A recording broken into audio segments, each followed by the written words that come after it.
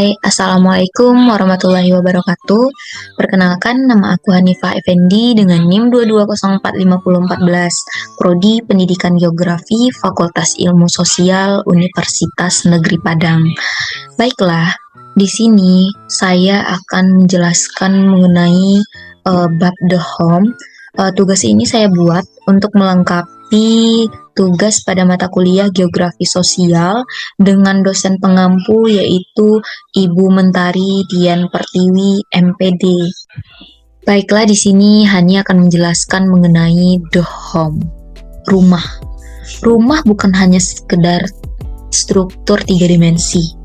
Rumah bukan hanya sekedar tempat berlindung, namun rumah juga merupakan matriks hubungan sosial yang secara khusus dihargai sebagai tempat hubungan keluarga secara heteroseksual dan memiliki makna simbolis dan ideologis yang lebih luas. Misalnya, pada masa krisis, gambar simbolik rumah dan tanah air Perang Dunia Kedua digunakan untuk memobilisasi. Sebaliknya, para penulis feminis kulit hitam memuji manfaat rumah tangga sebagai tempat perlawanan terhadap hegemoni kulit putih. Yang kedua itu, kita akan membahas mengenai desain perumahan. Secara khusus, para penulis feminis mengamati bahwa desain perumahan mengandung gagasan tentang tempat yang tepat bagi perempuan.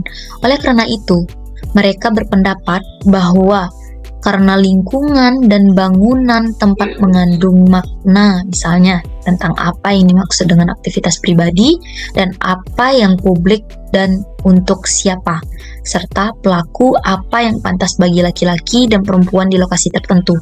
Hal ini dapat bersifat membatasi, terutama bagi wanita.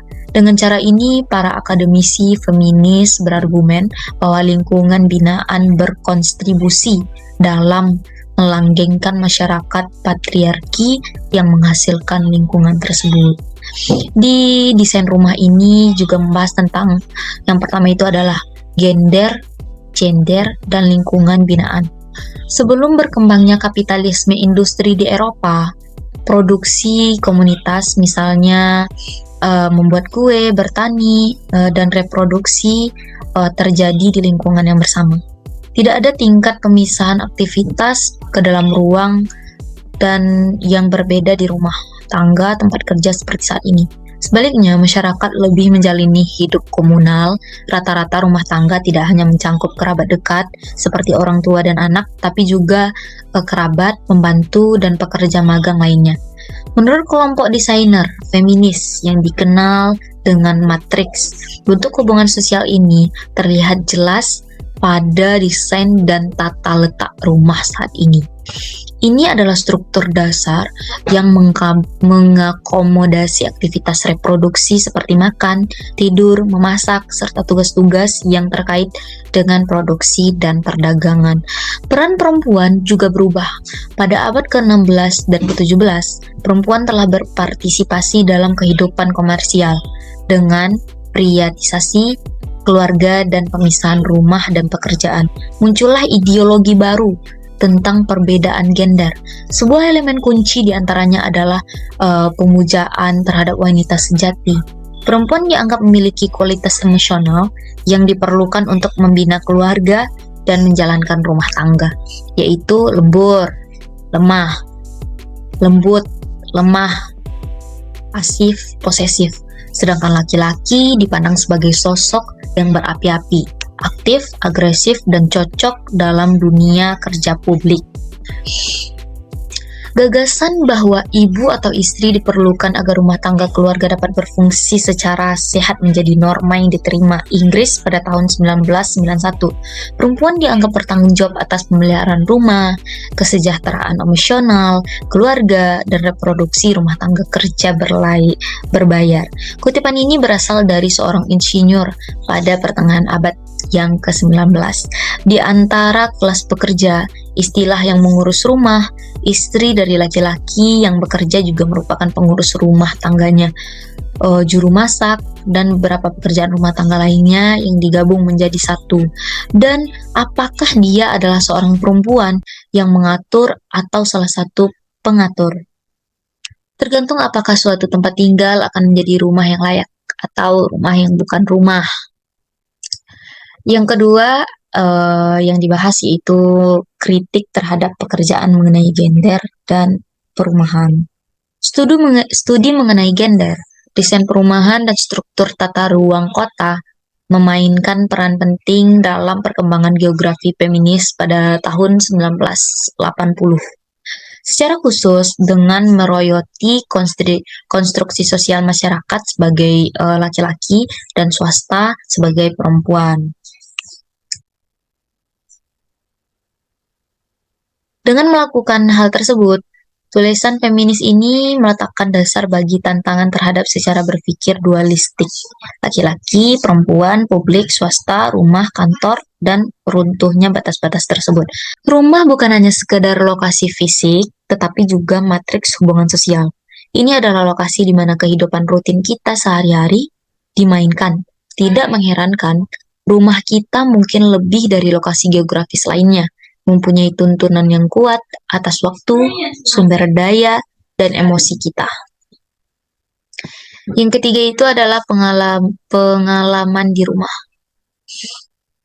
Rumah tidak hanya merupakan lokasi sosial dan fisik yang memungkinkan, namun juga dapat menjadi penghambat.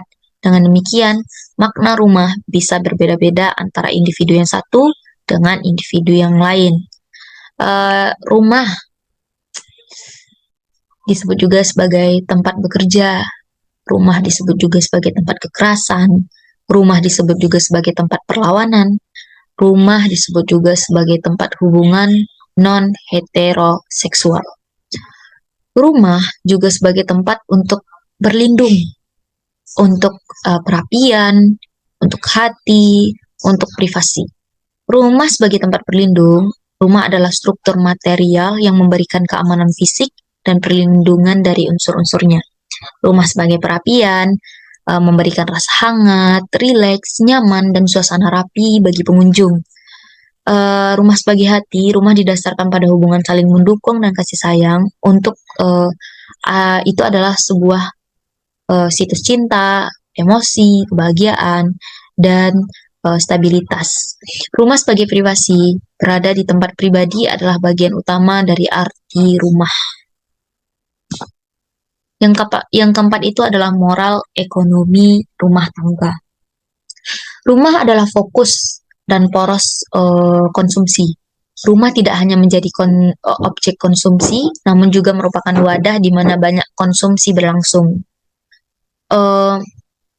Roger 1992 menggambarkan bahwa rumah tangga sebagai ekonomi moral yang mereka definisikan sebagai unit sosial, budaya, dan ekonomi yang secara aktif terlibat dalam konsumsi objek dan makna.